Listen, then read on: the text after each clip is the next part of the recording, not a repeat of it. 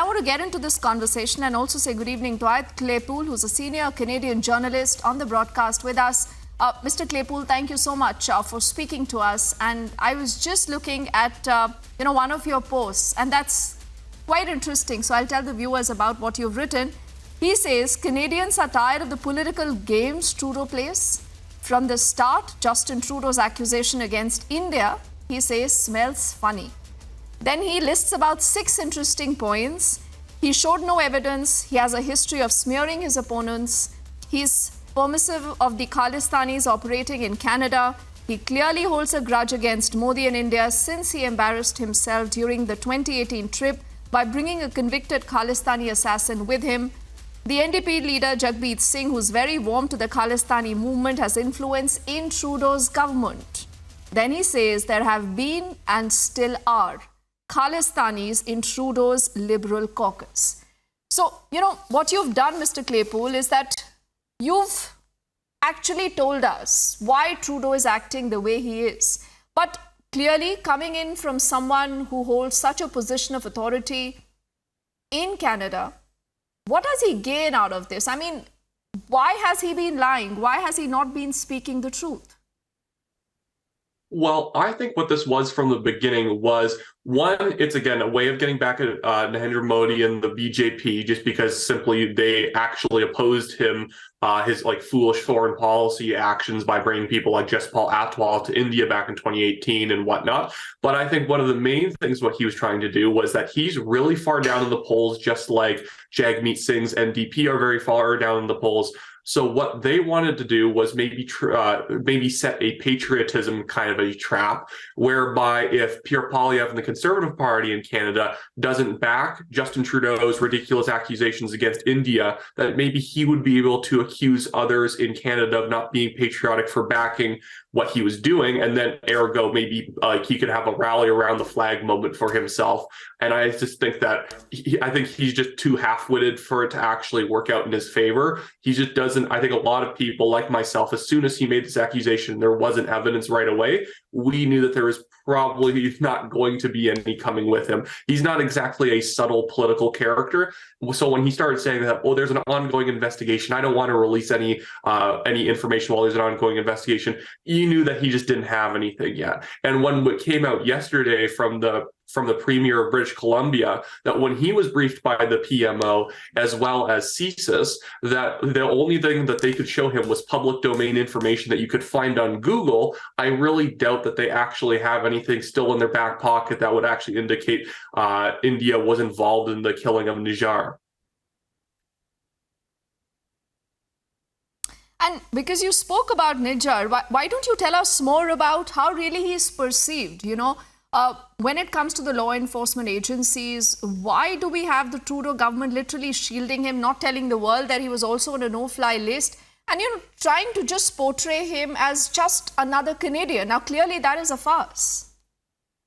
I know this has been a pattern with Justin Trudeau where they don't actually work properly with their intelligence agencies. The CSIS is actually a very good intelligence agency. They have a lot of fantastic intelligence workers, but the Liberal government over the years has been hamstringing them. So the fact that they haven't been public and honest with Canadians about what the Khalistani movement is, and the fact that they are operating in Canada in a very large way, it's probably per capita, there's probably more Khalistanis in Canada than there are India these days.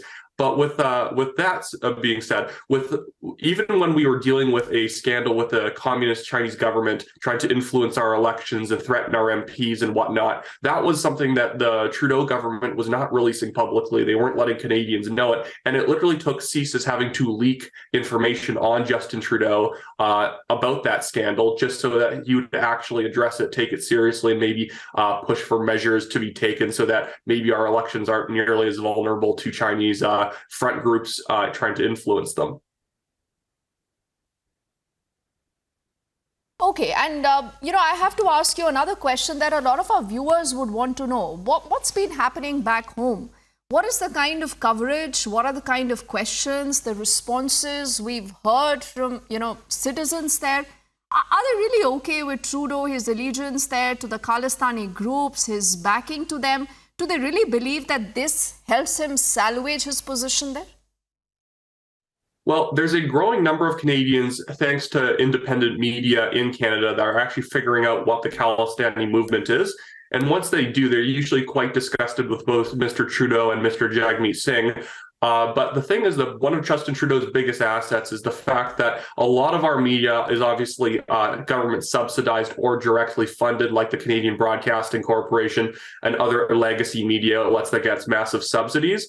So they've been intentionally confusing the issue, in my opinion, and doing a lot of other things to make sure that Canadians don't really understand what's really going on. So what all the outlets do, like the CBC, the Canadian Broadcasting Corporation, they'll just report that Trudeau has alleged stuff against India, and then they'll report all of the actions India has taken in response, almost trying to craft this narrative like, well, why would India be trying to revoke visas and kick diplomats out in response if they weren't guilty? Like, even though the legacy media outlets won't be honest and say that there is no substantial evidence Trudeau has released. So, and once you've heard that, you wouldn't be shocked at all that India was going to push back on all this nonsense. But a lot of the legacy media relies on the Liberals to increase their subsidies or maintain their subsidies, whereas the Conservatives want to get rid of them. So they'll kind of move heaven and earth to pretend that Justin Trudeau's in the right in almost any situation.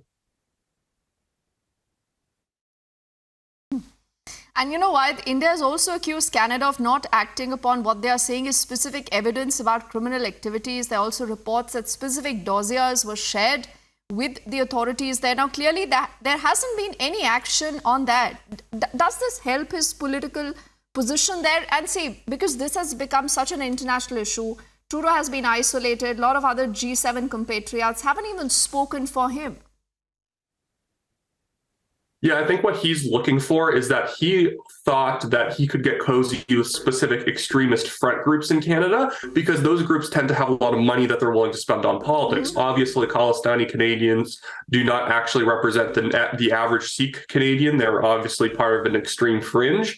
But all these extreme fringe groups tend to actually take part in politics a lot. Again, with the nomination system in Canada for winning the nomination to a federal party, it doesn't actually take that many voters to elect someone. That's where you can have Khalistani members of the Liberal Party and the NDP, that's both federal and provincial parties. And no one really ever notices, because no one really ever participates in the nominations or investigates these type of people getting involved. But I think it was something where Justin Trudeau thought he could have his cake and eat it too, where he can sort of nuzzle up to these extremist groups and then be able to get some sort of their community organizing support, as well as make sure that the situation is kind of too hard for most Canadians to understand to really take issue with him.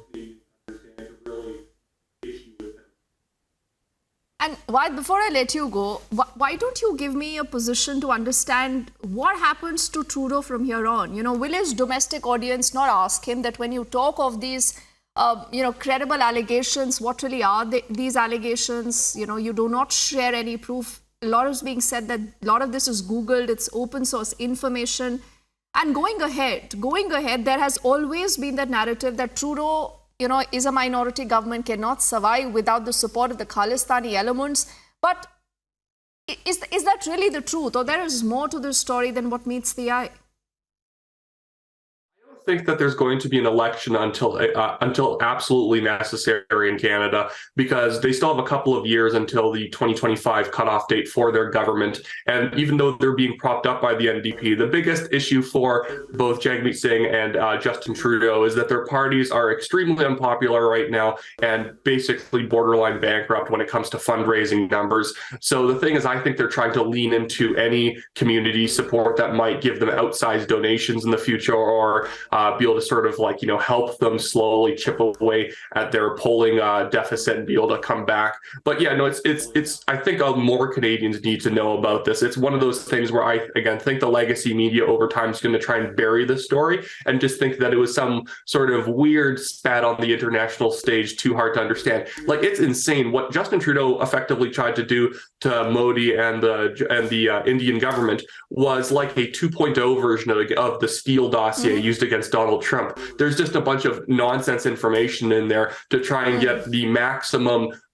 shock value in the media, and then they'll slowly have to admit that it might not be true 6 months later when no one's paying attention. Okay, and I promise this is going to be the last question, but I have to ask you this because you've also seen the story, not just as someone from Canada, but you know how India has responded to what has happened so far. What would you say, and what is the response of a lot of these Canadians? There are a lot of students, you know, from India who are in Canada. Are they anxious, worried about what happens next? Do you think Canada can even take a stronger position, or you believe that he needs to dial down tensions from here on?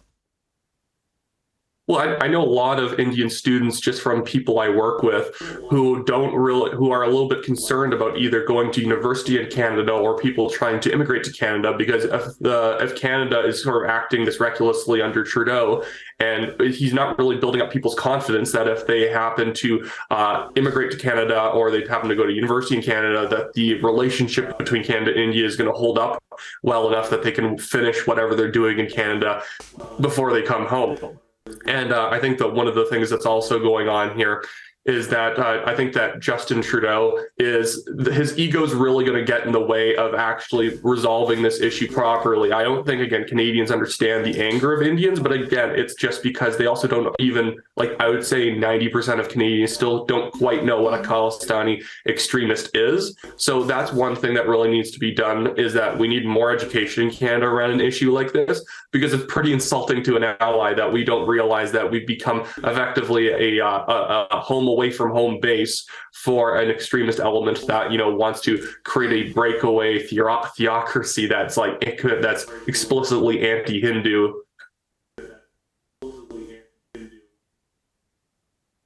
Okay. Wyatt Claypool, it's been a fascinating conversation, and you've actually given us, you know, that view that a lot of people here will use to understand the real import of Trudeau's, what he's calling credible allegations. But an interesting conversation, and I thank you for your time, for your perspective here, and for speaking to us on Republic. And many say that the Canadian Prime Minister has jumped the gun without the bullet, as is the want perhaps of many politicians. But does this help him? I'll let our viewers decide that. Thank you, Wyatt, for your time yet again.